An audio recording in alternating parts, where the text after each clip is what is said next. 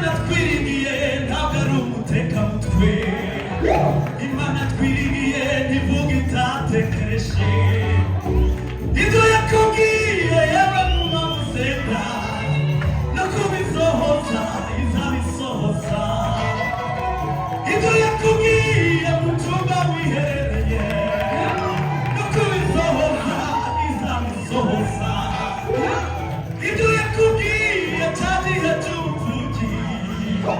no kubikora izabikora. Ntawe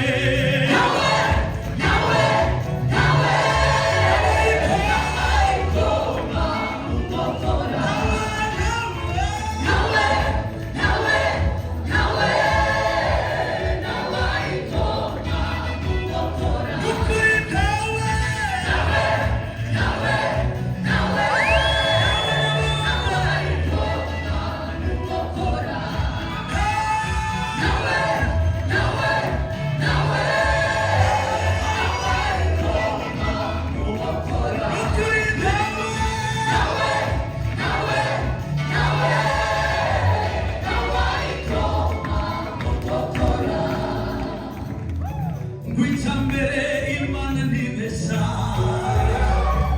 icya kabiri igira imbabazi,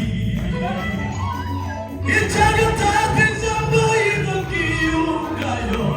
irikurikirana imyaka ibihumbi, kuko icya mbere Imana ntibesha, icya kabiri inshuti iragukunda, icya gatatu we